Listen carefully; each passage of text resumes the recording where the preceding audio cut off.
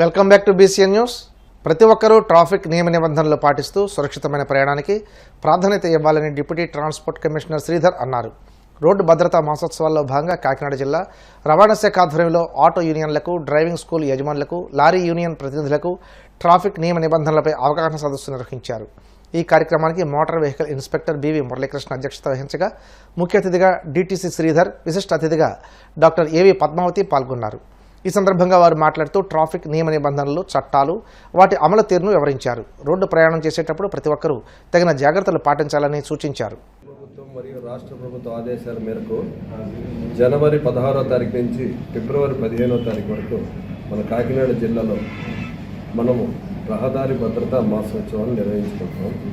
ఈ రహదారి భద్రతా మాసోత్సవాల ప్రధాన లక్ష్యం ఏంటంటే మనలో జరుగుతున్న యాక్సిడెంట్స్ని తగ్గించుకోవడం, యాక్సిడెంట్ జరిగినా కూడా ప్రజల యొక్క ప్రాణాలు పోకుండా కాపాడుకోవటం, తర్వాత యాక్సిడెంట్ జరిగిన తర్వాత యాక్సిడెంట్లో ఉన్న క్షతగాత్రుల్ని మనము వాళ్ళని తొందరగా నియరెస్ట్ హాస్పిటల్కి తీసుకెళ్ళగలగటం, వాళ్ళకి ఒకవేళ అలా జరిగినా కూడా ఎవరైనా చనిపోతే వాళ్ళకి కాంపెన్సేషను, ప్రభుత్వం ద్వారా వచ్చే ఆర్థిక సహాయాన్ని అందించడానికి, ప్రజల్ని ఈ విషయాల మీద జాగృత పరచడం, చైతన్యపరచడానికి ఈ నెల రోజుల పాటు మనము కాకినాడ జిల్లాలో జిల్లా యంత్రాంగము, జిల్లా కలెక్టర్ గారి ఆదేశాల మేరకు ఒక ప్రణాళిక తయారు చేసుకున్నాం. ఈ ప్రణాళికలో భాగంగా మనము కొన్ని చోట్ల వాగ్దాన్ అంటే ప్రజల్ని భాగస్వాములు చేసి రోడ్ యాక్సిడెంట్స్ తగ్గించడానికి తీసుకోవాల్సిన జాగ్రత్తలన్నీ చెప్తూ ఒక నడక పెట్టడం, తర్వాత బైక్ ర్యాలీలు కండక్ట్ చేయడం, యువతని, పోలీసు, ట్రాన్స్పోర్టు మరియు మహిళలు అందరినీ ఇన్వాల్వ్ చేస్తూ ఈ బైక్ ర్యాలీలు పెట్టడం, హెల్మెట్లు పెట్టుకొని ఏ విధంగా సేఫ్టీ డ్రైవింగ్ చేయాలో ప్రజల్ని చైతన్యపరచడానికి బైక్ ర్యాలీలు పెట్టడం, ప్రతి కాలేజీలో, స్కూల్స్లో సెమినార్స్ కండక్ట్ చేయడం, వాళ్ళలో ఎస్ఏ రైటింగ్, ఈ రహదారి భద్రత మీద అవగాహన కల్పించడానికి, నిర్ణీతమైన స్పీడ్లోనే వెళ్ళండి, స్పీడ్ వెళ్తుంది కదా అని ఎక్కువ ఓవర్ స్పీడ్ వెళ్తే ప్రమాదం జరిగితే ప్రాణం పోయే అవకాశం ఉంది. దాంతోపాటు ఖచ్చితంగా వాహనం నడిపేటప్పుడు మద్యపానం సేవించరాదు, వాహనం నడిపేటప్పుడు సెల్ ఫోన్ యూజ్ చేసుకోకూడదు. ఈ 5 జాగ్రత్తలు తీసుకొని కనుక మీరు వాహనం నడిపితే భద్రతగా మీరు ముందుకు వెళ్ళగలుగుతారు. తద్వారా మీ కుటుంబాలు, మీరు బాగుంటారని నేను మీ కాకినాడ ప్రజలందరికీ కూడా దీని ద్వారా మరి తెలియజేస్తున్నాం. దీంట్లో భాగంగా అందరూ కూడా రోడ్ సేఫ్టీ గురించి అందరూ కూడా దీన్ని, మీకు తెలిసిన వాళ్ళందరూ కూడా దీన్ని బాగా ప్రచారం చేసి ప్రమాదాలు పాల్పడకుండా మీరు సేఫ్టీగా జర్నీ చేయాలని. ప్రభుత్వం కూడా నెల రోజుల పాటు రోడ్డు భద్రత గురించి అన్ని వర్గాలు, అందరూ సమాజంలో ఉన్న అందరికీ దాని యొక్క చేయకపోవడం వల్ల జరిగే నష్టాల గురించి వివరించి మనం అందరం కూడా దాన్ని నివారించగలం, కానీ నివారించట్లేదు. దాన్ని మనం జాగ్రత్తగా అమలు చేస్తే మనం ఎంత తగ్గుతుంది అన్న దాని మీద అందరికీ, అన్ని వర్గాల వారి ప్రజలకి చేయాలన్న ఉద్దేశంతో మీరు అందుబాటులో ఉండే హెవీ డ్రైవ్ స్కూల్స్ స్టూడెంట్స్కి ట్రైనింగ్ ఇస్తూ ఉంటారు. అలాగే రోడ్ ఎన్జిఓస్ మీరు కూడా అన్నిటికీ చెప్తూ ఉంటారు. ఆటో యూనియన్ వాళ్ళు ఇప్పుడు ప్రజల మధ్యలో చెప్తూ ఉంటారు కనుక మీరు వెళ్ళి మీ డ్రైవర్స్కి, అలా లారీ ఓనర్స్ వాళ్ళు ఎప్పుడు హైవేస్లో ఉంటారు. జరిగినప్పుడు ఏం చేయాలనేది కొంతమందికి అవగాహన లేకపోవడం వల్ల సరైన సమయంలో ఆ గంట ఏదైతే గోల్డెన్ పీరియడ్ ఉందో ఆ తీసుకోవాల్సిన చేరుతారు మాకెందుకు అనవలైతే రేపు పొద్దున పోలీసుతో వాళ్ళే మనం అవన్నింటి మీద కొన్ని ఉన్నాయి, అటు ఏమీ లేవు ఇప్పుడు అన్న విషయం మీద కూడా అవగాహన. రాష్ట్రంలో ఎన్డీఏ ప్రభుత్వం ఏర్పడిన నాటి నుండి ఇప్పటి వరకు సీఎం రిలీఫ్ ఫండ్ ద్వారా గూడూరు నియోజకవర్గ ప్రజలకు 50 లక్షల రూపాయలకు పైగా ఆర్థిక సహాయం అందజేయడం జరిగిందని ఎమ్మెల్యే సునీల్ కుమార్ తెలిపారు. తిరుపతి జిల్లా గూడూరు పట్టణంలోని ఎమ్మెల్యే క్యాంప్ కార్యాలయంలో 8 లక్షల రూపాయల సీఎం సహాయ నిధికి లబ్ధిదారులకు ఎమ్మెల్యే అందజేశారు. ఈ సందర్భంగా ఆయన మాట్లాడుతూ సీఎం రిలీఫ్ ఫండ్ ద్వారా వీలైనంత ఎక్కువ మంది పేదలకు ఆర్థిక సహాయం ఇచ్చేందుకు తాను వ్యక్తిగతంగా కృషి చేస్తున్నట్లు తెలిపారు. ఈరోజు వాకాడు మండలంలో గతంలో భువనేశ్వరం గారు అక్కడ మా కార్యకర్త ఒక అతను చనిపోయి ఉంటే మా అధ్యక్షుడు మదన్న గారు, విజయశేఖర్ రెడ్డి గారు, అలాగే జనార్దన గారు వీళ్ళందరూ కలిసి అక్కడ ఆ గ్రామానికి వెళ్ళి వాళ్ళకి ఆర్థికంగా సహాయం చేయడం జరిగింది. అట్లాగే 3 లక్షల రూపాయలు అక్కడ సహాయం చేశారు మా భువనేశ్వరమ్మ గారు, చంద్రబాబు నాయుడు గారు సత్యమని. అక్కడ ఒక అర్జీ తీసుకొచ్చి ఒక అబ్బాయికి సహాయం చేయమని చెప్పి తలసీమ వ్యాధికి సంబంధించినటువంటి ఒక అర్జీని ఇచ్చాం. గతంలో నేను ఎమ్మెల్యే ఉన్నప్పుడు కూడా 6 లక్షల రూపాయలు ఎల్ఓసి కూడా తెచ్చి ఇవ్వడం జరిగింది.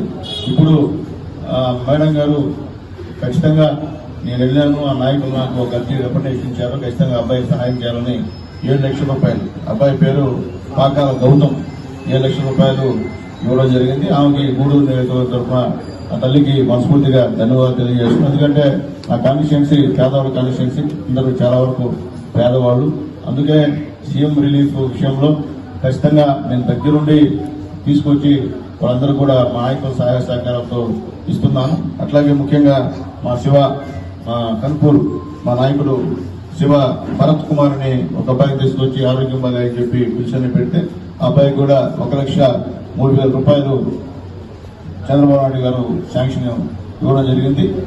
వాళ్ళిద్దరూ కూడా ఈరోజు మా నాయకుడి చేతి మీద వాళ్ళకి చెక్కులు పంపిణీ చేశామని చెప్పి తెలియజేస్తున్నా. ఎందుకంటే ఇంకా కూడా పేదవాళ్ళు ఎవరైనా ఖచ్చితంగా సంబంధించినటువంటి బిల్స్ తీసుకొస్తే చంద్రబాబు నాయుడు గారితో, లోకేష్ బాబు గారితో మాట్లాడి మీకు ఆర్థిక సహాయం తీసుకొచ్చేందుకు నా వంతు ప్రయత్నం చేస్తానని చెప్పి తెలియజేస్తూ, అట్లాగే ముఖ్యంగా గూడూరు నియోజకవర్గంలో మా నాయకులు, మా కార్యకర్తల సహాయ సహకారాలతో 60,000 మేము సభ్యత్వం చేయాలి.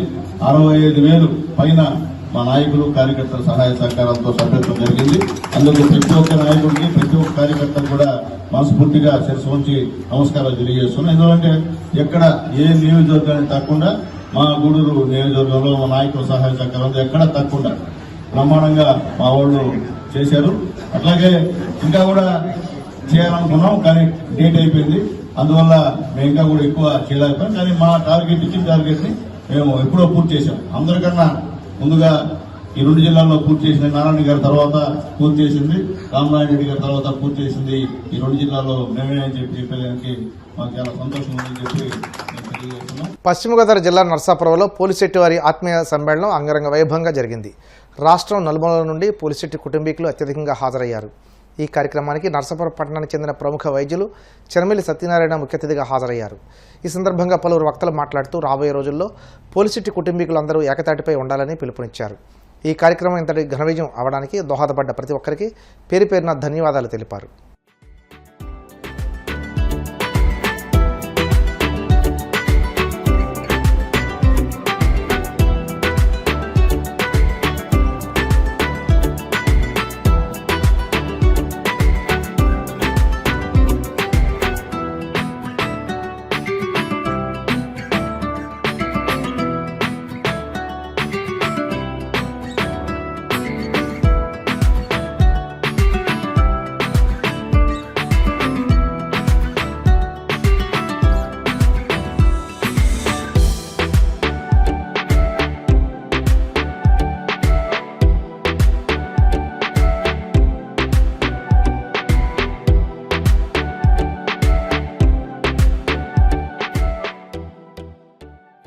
రాజ్యాంగ నిర్మాత బిఆర్ అంబేద్కర్ పట్ల కేంద్ర హోంమంత్రి అమిత్ షా చేసిన అనుచిత వ్యాఖ్యలను నిరసిస్తూ ఈ నెల 20న కర్నూలులో నిర్వహించనున్న సదస్సులో ప్రతి ఒక్కరూ పాల్గొని జయప్రదం చేయాలని భారత కమ్యూనిస్టు పార్టీ లిబరేషన్ జిల్లా కన్వీనర్ బందెల ఓబయ్య పిలుపునిచ్చారు. కడప నగరంలోని వైఎస్ఆర్ మెమోరియల్ ప్రెస్ క్లబ్లో మీడియాతో మాట్లాడారు. భారత రాజ్యాంగం ప్రమాదంలో ఉందన్న విషయాన్ని తెలియజేసేందుకే కర్నూలులో ఈ సదస్సు నిర్వహిస్తున్నామన్నారు. అంబేద్కర్ పట్ల అహంకారంతో మాట్లాడిన అమిత్ షా తక్షణమే తన పదవికి రాజీనామా చేయాలని దేశమంతటా ముక్త కంఠంతో డిమాండ్ చేస్తుందన్నారు. లిబరేషన్ జిల్లా కమిటీ ఆధ్వర్యంలో ఈరోజు మీడియా మిత్రుల సమక్షంలో 20వ తేదీన కర్నూలులో జరుగుతున్నటువంటి రాజ్యాంగాన్ని రక్షించండి, దేశాన్ని కాపాడండి అనేటువంటి అంశం పైన కర్నూలు పట్టణంలో అంబేద్కర్ భవన్లో జరుగుతున్న సదస్సుకు జయప్రదం చేయడం కోసం ప్రెస్ మీట్ ఏర్పాటు చేయడం జరిగింది. ఈ సదస్సు చేయడానికి గల ముఖ్య కారణం ఏమిటంటే, ఈ మధ్యకాలంలో మన పార్లమెంటులో చూసినప్పుడు అమిత్ షా లాంటి నంబర్ 2 పర్సన్, దేశానికి నంబర్ 2 పర్సన్గా ఉన్నటువంటి అమిత్ షా అంబేద్కర్ పైన చేసినటువంటి ఆరోపణలకు వ్యతిరేకంగా భారతదేశంలో జరుగుతున్నటువంటి నిరసనలో భాగంగానే ఈరోజు రాయలసీమ వ్యాప్తంగా కర్నూలు ప్రాంతంలో సదస్సును ఏర్పాటు చేయడం జరిగింది. ఈ సదస్సుకు రాష్ట్ర కార్యదర్శి లాంటి పెద్ద పెద్ద లీడర్లు, మన ప్రజాస్వామ్యవాదులు మొత్తం అందరూ సమావేశానికి వస్తూ ఉన్నారు. ముఖ్యంగా భారత రాజ్యాంగం ప్రమాదంలో ఉందన్న అంశాన్ని ఈ దేశానికి తెలియజేయడం కోసమే ఈ యొక్క సమావేశాన్ని ఏర్పాటు చేయడం జరుగుతూ ఉంది. అమిత్ షా, మోడీ అంబేద్కర్ రాసించినటువంటి రాజ్యాంగాన్ని పక్కన పెట్టి ఒక మోడీ రాజ్యాంగాన్ని, అమిత్ షా రాజ్యాంగాన్ని అమలు పరచాలనే ఉద్దేశంతోనే ఈ సమస్యలను తీసుకొస్తున్నటువంటి పరిస్థితి ఉంది. ఎందుకు ఈ మాట అంటున్నామంటే, మొత్తం అమిత్ షా లాంటి వాళ్ళు జమిలీ ఎన్నికలను ప్రవేశపెట్టి ఒకే దేశం, ఒకే ప్రాంతం, ఒకే భాష, ఒకే రేషన్ అనేటువంటి స్లోగన్స్తో దీని హిందూ దేశం అని చెప్పేసి మొత్తం సార్వభౌమాధికారాన్ని అంతా వాళ్ళు బీజేపీ వాళ్ళు తీసుకొని కషాయం పాలు చేయడం కోసమే వాళ్ళు ఒక ఎత్తుగడ చేసిన విధానాన్ని మేము దీన్ని తీవ్రంగా వ్యతిరేకిస్తూ ఉన్నాం. అంబేద్కర్ గారిని ఉద్దేశించి, అంబేద్కర్ అంటే ఈ దేశానికి ఒక దశ చూపించినటువంటి వ్యక్తి, ఒక దిక్సూచి, ఒక ఐడియాలజీ. అంబేద్కర్ రాసినటువంటి రాజ్యాంగంతో ఈరోజు వ్యవస్థ అంతా నడుస్తూ ఉంది.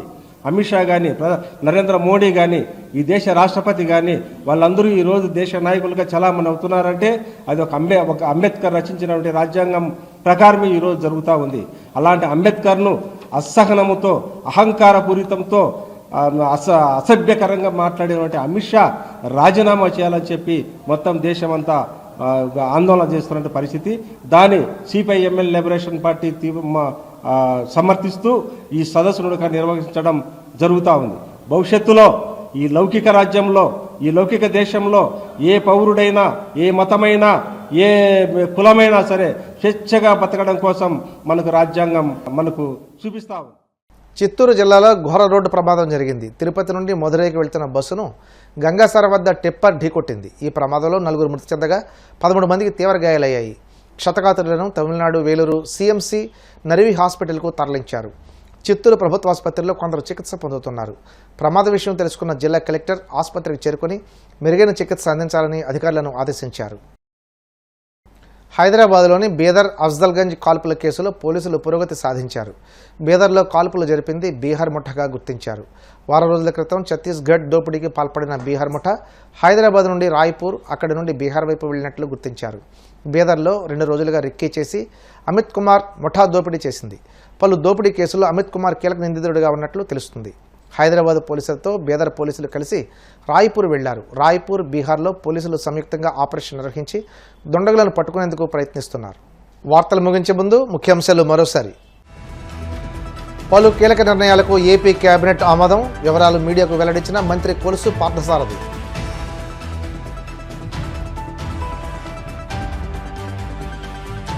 జీఎస్టీపై చంద్రబాబు పచ్చి అబద్ధాలు. వైసీపీ హయాంలో ఆర్థిక ప్రగతిపై వాస్తవాలు దాచిపెట్టే ప్రయత్నం చేస్తున్నారంటూ మాజీ మంత్రి కాకాని ఆక్షేపణ.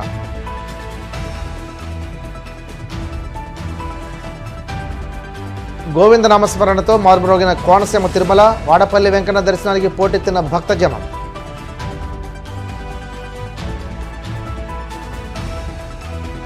రోడ్డు ప్రమాదాల నివారణలో ప్రతి ఒక్కరూ భాగస్వామ్యం కావాలి. ప్రజలకు పిలుపునిచ్చిన Kakinada deputy transport commissioner Sridhar.